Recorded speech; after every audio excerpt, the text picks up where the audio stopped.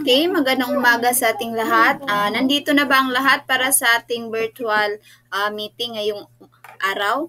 Kung wala pa, Mayor, paki-check kung sino yung hindi pa nakapasok dito sa atin upang masimulan na natin ang ating tatalakayin ngayon.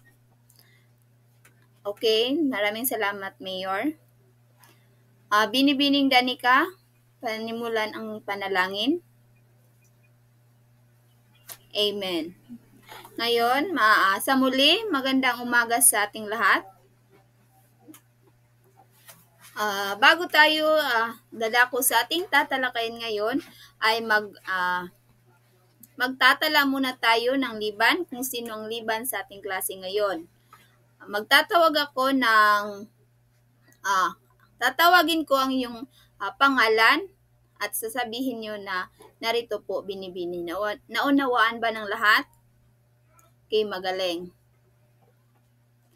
At ngayon, bago tayo dadako sa ating diskusyon, ay nais ko munang okay, John Ray.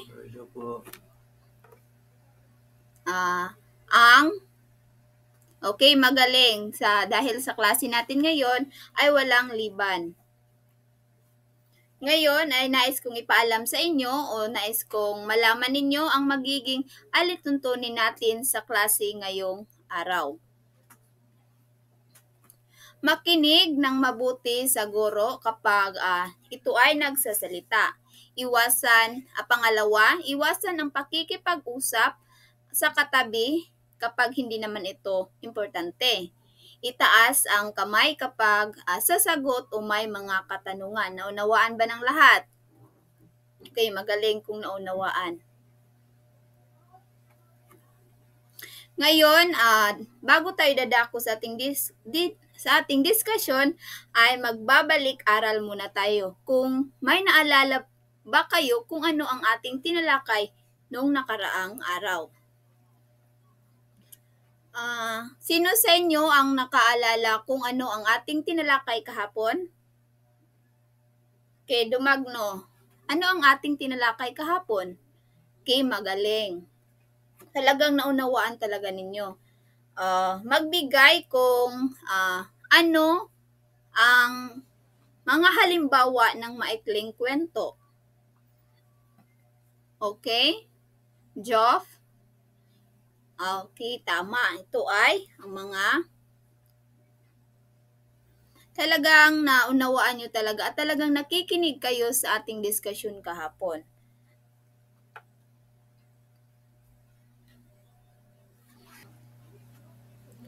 Okay, ngayon, bago tayo pupunta sa ating diskusyon, ay maipapagawa muna ako sa inyo. Basahin ang panoto. Kayo ay ipapangkat ko sa 4 na grupo. At pagkatapos ay pumili kayo ng kinatawan o representative na inyong grupo na gagayahin ang ipinapakita kong video. Lakasan ang boses at gayahin ng may damdamin ang mga video na ipapakita ko sa inyo. Naunawaan ba ng lahat? Okay, magaling. Okay, ilagay sa my chat box na naman tayo. Ayaw, i-delete sana, i-post. Okay, ngayon, ilagay sa chat box ang mga pangalan ng inyong magiging kagrupo. At sa bawat grupo ay pumili kayo kung sino ang inyong magiging representative ninyo sa grupo ninyo. Pumili lang kayo ng isa. Naunawaan ba ng lahat? Okay, magaling kung ganun. Gagayahin ninyo? Okay, sa unang pangkat, ito ang gagayahin ninyo na video at ang napili ninyong representative nito ay si Baslan. Pakinggan ng mabuti ang but a second rate.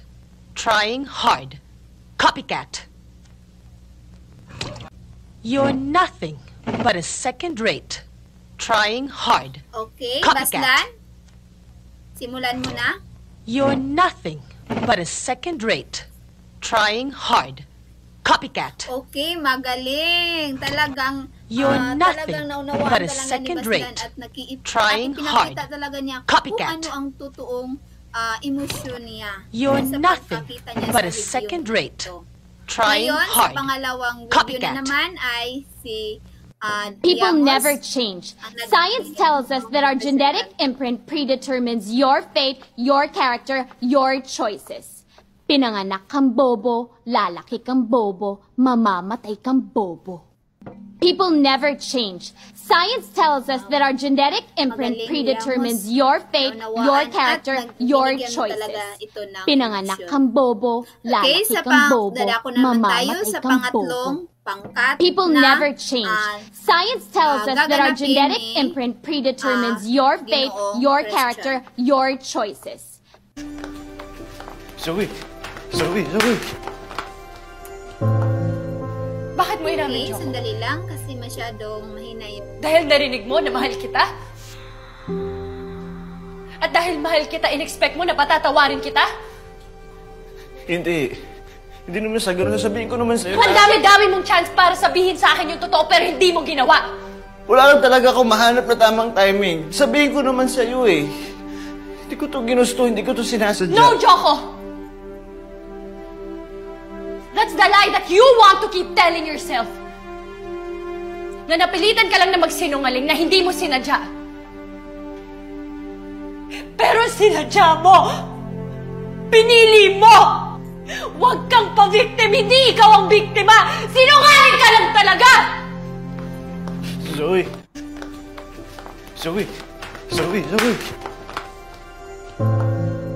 Bakit mo inamin, Joko? Dahil narinig mo na mahal kita? Okay, magaling. Masyadong masakit naman ang linya At dahil ngayon. mahal kita, in-expect mo na patatawarin kita? Hindi. Hindi naman sa ganun. Sasabihin ko naman sa'yo. Ang dami-dami mong chance para sabihin sa akin yung totoo pero hindi mo Okay, ginawa. Christian, Wala simulan lang na. talaga ako mahanap na Simulan mo tamang ang timing. iyong, Sabihin ko naman sa'yo eh. Roll. Hindi ko to ginusto, hindi ko to sinasadya. No, Joko! Okay, That's the lie that magaling. you want to keep Talagang, telling yourself. Naintindihan mo rin. Na napilitan ka lang na magsinungaling na hindi mo ibahagi sinadya. Yung ibig, ipahiwat. Pero sinadya mo! Ngayon, Pinili mo! nilako naman tayo Huwag kang sa pa-victim, panghuling hindi video ikaw ang biktima! na ito ay Sinungaling ka lang ni talaga! Liamos. Zoe! Ay, tapos na pala Zoe. si Liamos. Okay, Hernando, Bakit mo inamin, Joko? gagayahin ang video na ito. Dahil narinig mo na mahal kita? I give you all the love that I have because I love you.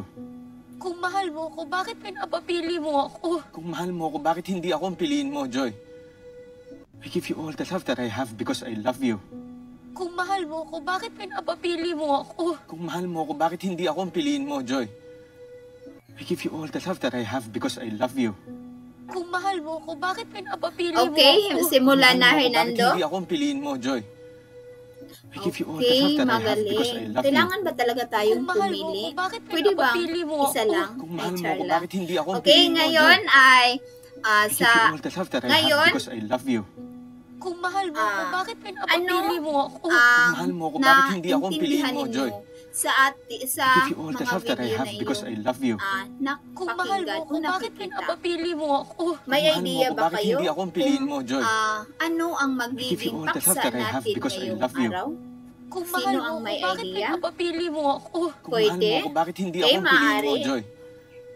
I give you all the Okay, love that I have magaling. because I love you. Ngayon ay, bago mahal tayo mo ko, dadako bakit sa pinapapili mo ating ako? discussion, Kung ay mahal mo ako, bakit babasahin hindi muna ako ang natin piliin mo, Joy? ang ating mga I give you layunin all the sa love that I klase have natin because I love ngayon. you.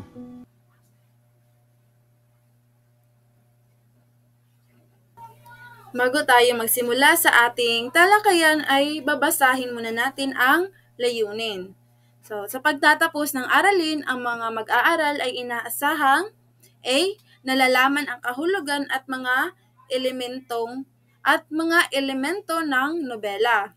B. Napapahalagahan ang gamit ng nobela sa ating kultura at tradisyon.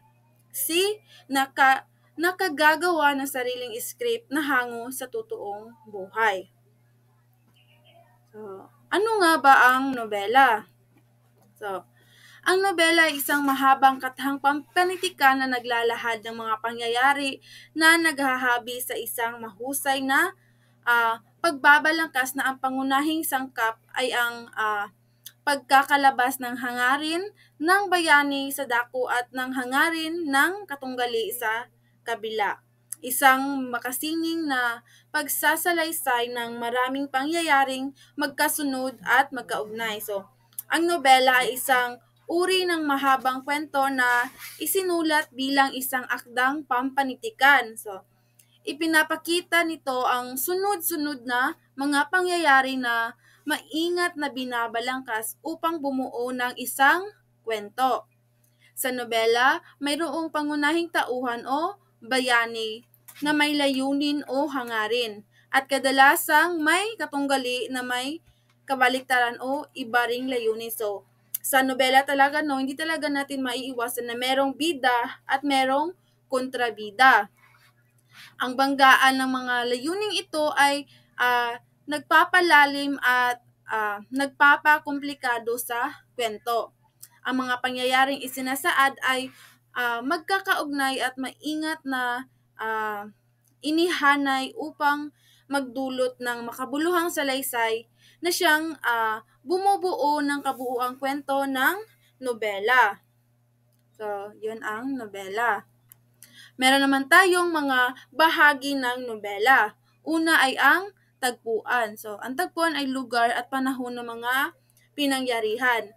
Tumutukoy ito sa lugar at panahon kung saan nagaganap ang mga pangyayari sa nobela. Mahalaga ito sapagkat nagbibigay ito ng konteksto sa kwento at na nakakatulong sa paghuhubog ng kapaligiran at mood ng istorya. Pangalawa naman ay ang tauhan. Ang tauhan ay nagpapagalaw at nagbibigay buhay sa nobela. So, ang mga tauhan ay mga karakter na nagbibigay buhay at nagpapagalaw sa kwento. Sila ang nagdadala ng aksyon, emosyon at tunggalian na siyang nagpapalalim sa nobela. So, base doon sa ginawa nyong activity kanina, yung may ginagaya kayong mga linya ng mga sikat na Filipino na mga nobela, 'di ba napapansin niyo na merong mga emotion talaga, merong mga tunggalian, meron ding aksyon. Pangatlo ay ang banghay. So, ang banghay ito ang maayos na pagkakasunod-sunod ng mga pangyayari sa nobela. Nakasalalay dito ang daloy ng kwento mula sa simula, gitna, wakas na maaring maglaman ng mga tunggalian, kasukdulan at resolusyon. So, meron tayong tatlong uri ng hindi pala. Mali, sorry.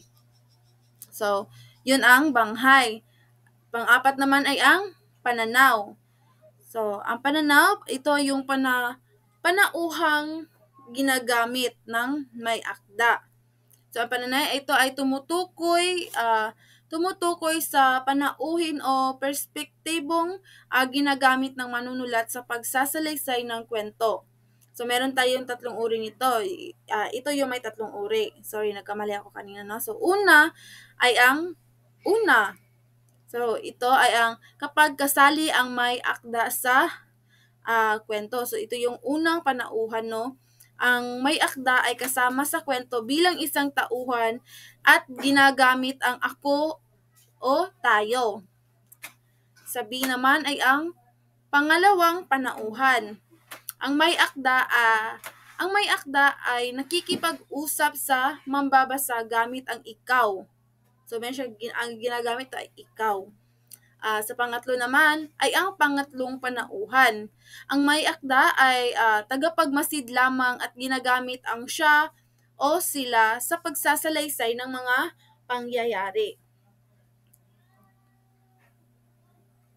So, panglima ay ang tema. So, ang tema, ito ang pangunahing diwa o paksa ng nobela. Tumutukoy ito sa paksang nais bigyang diin ng manunulat at siyang layunin ng kwento. So, ito ba ay malungkot, masaya, tragic story ba ito o happy ending ba? O ito ba ay horror, comedy, ganun na mga tema ng nobela. Pang-anim ay ang damdamin. So, ito yung nagbibigay kulay sa mga pangyayari. Ang damdamin ay tumutukoy sa mga emosyon na ipinapakita at nararamdaman sa loob ng nobela. Ito ang nagbibigay kulay at buhay sa mga pangyayari at tauhan. So, mas kaakit-akit o kaaya-aya talagang panuorin yung mga nobela kapag madamdamin. So, kagaya ng ginawa nyo kanina, sa tingin nyo, sino yung gumanap doon na may ginanapan talaga ng madamdamin ang kwento. No, magaling, no? Si Llamos talaga, no? Kanina. So, naganapan niya ba talaga ng madamdamin yung kwento, yung ginaya niyang kwento kanina? Sige nga, bigyan nga ng virtual clock. Magaling. Pangpito naman ay ang pamamaraan. So, ang pamamaraan ay ito yung estilo ng manunulat.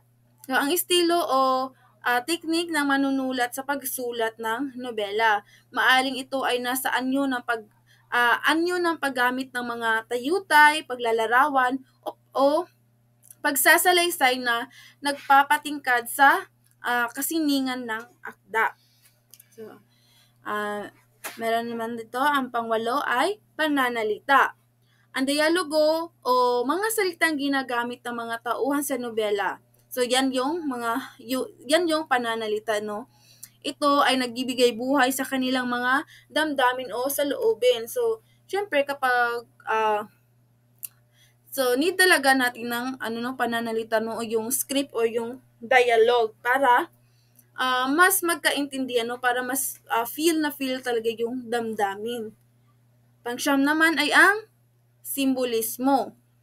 So, ito ay nagbibigay ng mas malalim na kahulugan sa tao, bagay at pangyayari. So, simbolismo, ang mga simbolo ay mga bagay, maaring mga bagay, tauhan o pangyayari na may mas malalim na kahulugan bukod sa literal na kahulugan nito. Karaniwang ginagamit ito upang ipahayag ang mga tema o konsepto sa isang mas masining na paraan. So, gumagamit siya ng mga simbolismo. Ngayon ay ito naman yung mga halimbawa ng nobela. So, isa sa mga halimbawa nito ay ang Canal de la Reina ni Liwayway A. Arceo. So, inilarawan sa nobela ang Canal de la Reina mula sa mga karanasan at isipan ng mga tauhan na naging bahagi niyon. Pangalawang halimbawa ay ang Ibong Mandaragit ni Amado V. Hernandez. So, tungkol ito sa himagsikan at walang kamatayang usapin sa reformang agraryo na mainit na pinagtatalunan noong dekada 1950, dekada 1950 at sobrang tampok ng aktang ito. Excuse me. Pangatlong halimbawa ay ang Madaling Araw ni Inigo Ed Reglado. So, familiar ba kayo sa mga may akda na ito? Hindi siguro, no? Kasi sino mahilig magbasa ng mga nobela dito? So, kadalasang binabasa na ngayon, no, ay yung sa Wattpad. Yung iba ay nanonood na lamang ng mga teleserye.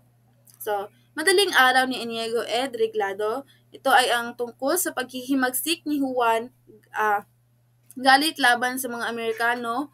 Ang tuon ng nobela na ang sukdulan ay pagpatay kay Kabisang Leon na tuta ng mga imperialista. Pang-apat ay ang Banaag at Sikat ni Lope K. Santos. Ito ay ang kauna-unahang nobelang Tagalog na nagpasok ng giwaing sosyalista at tumatalakay sa malagim na pangyayari hinggil sa lakas paggawa noong panahon ng Amerikano. Lumihis din ito sa linyang katipunismo ni na Andres Bonifacio at Emilio Jacinto. Okay? Naintindihan ba?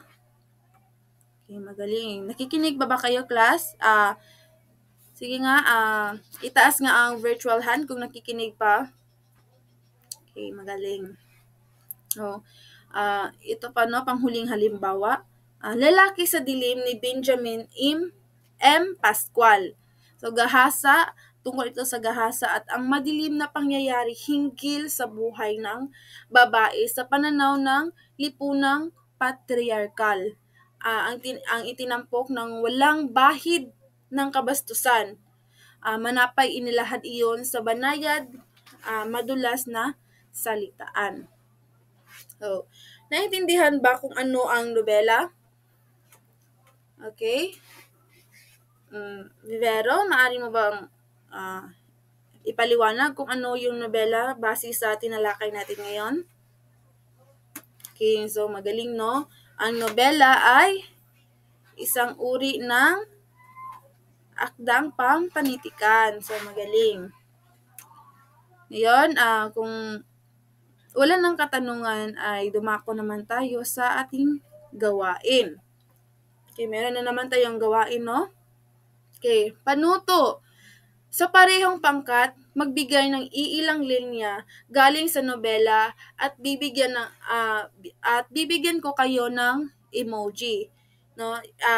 Pipili rin kayo dito ng representative, no? O kinatawan na siyang magsasadula ng nobela ayon sa emoji na ibigay. So, dito, sa parehong pangkat ay pipili ulit kayo ng representative, pero dapat hindi na yung dapat ibang representative na, ha, hindi yung pinili nyo kanina. So, maghahanap kayo ng iilang linya, no, na kagaya ng ginawa nyo kanina, yung mga ganon. Naintindihan ba? Okay. Taas nga ang virtual hand kung naintindihan, or maglagay ng mga reaction. Pindutin ang reaction button. Okay, magaling at nakikinig pa, no? So, naintindihan ba? Okay. So, uulitin ko, ha. Maghahanap kayo ng mga iilang linya galing sa nobela at bibigyan ko kayo ng emoji. Halimbawa, si Angelica, siya yung representative, tapos binigyan ko siya ng emojing galit. Dapat, pagalit niya rin na isa sa dula yung napili niyong mga linya or yung script. Okay, bibigyan ko kayo ng 5 minuto.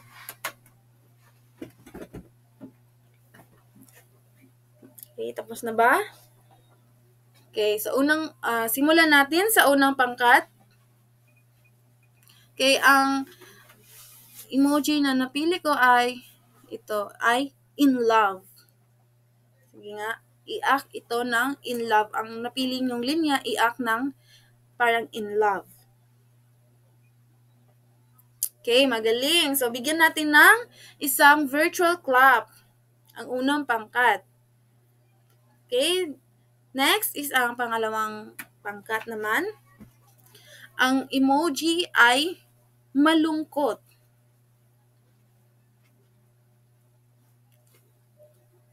Okay, magaling, no? Talagang malungkot, no? May nakita talaga akong luha. Grabe, ang galing. Okay, bigyan ulit ng virtual clap. Sa pangatlong pangkat naman, ang emoji na napili, ang emoji ay, maghahanap muna ako ng emoji, ha? Natatawa. So, ang emoji, i-act ito ng natatawa. So, magaling, no? Hindi ko alam kung natatawa ba iyon o naiiyak. Okay, bigyan ulit ng virtual clap. Okay, dito naman tayo sa panghuling pangkat. Okay, ang emoji na napili ko ay, ang emoji ay, anong emoji?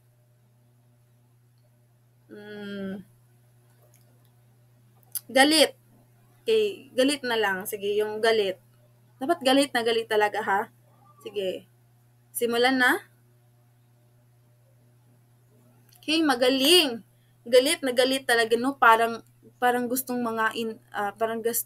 kumain ng tao talaga, no, sa sobrang galit, no. Okay, bigyan ulit natin ng virtual clap ang bawat representative, no. Maraming salamat sa pakikilahok. Okay, ngayon ay kumuha kayo ng, so, meron akong, ngayon ay magkakaroon tayo ng quiz. Pero, kumuha muna kayo ng 1/2 crosswise. Crosswise ha, meron na namang hindi sumunod sa instruction dyan. Okay. So, dahil kapos na tayo sa oras, ang gagawin natin ay, syempre, ipapaskil ko yung mga katanungan sa GCR. So, bawal mag-GPT ha. Kasi, madidetect ko talaga kapag may gumamit ng AI. Okay? Ipapaskil ko ito mamaya sa ating GCR at ang ipapasa ito mga 2 p.m. So, ipapasa ito 2 p.m. no, ang deadline ng ating quiz. Okay, para sa ating takdang aralin, ito ay ipapasa sa ating face-to-face, no, during face-to-face, ipapasa nyo ito. So, ang takdang aralin ay gumawa ng isang script ng nobela tungkol sa mga napapansin mong pangyayari sa inyong paligid. Maaari ring ito tungkol sa iyong buhay. So, ang gagawin ay gumawa ng script, no, tungkol sa mga napapansin nyo sa paligid. So, kayo nang bahala no kung ano bang mga napapansin nyo sa paligid. Basta wag lang yung medyo SPG na talaga, no. Meron bang ganun sa paligid nyo? Basta, kung ano yung mga napapansin nyo sa paligid, no, at maaari rin itong tungkol sa inyong buhay. So, ang nobela ay minimum ng pahina ng nobela ay mga siguro 5 pahina at ang maximum nito ay ang 10 pahina. Okay? Dapat naka-print ha sa A4. Yung font ay 12.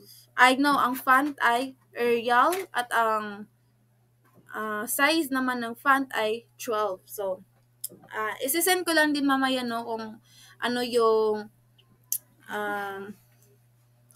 mga font para hindi nyo malimutan, no? Okay, wala na bang mga katanungan? O baka walang naintindihan? Okay, magaling na. So, maaari na kayong mag-leave sa ating klase. So, maraming salamat. Paalam!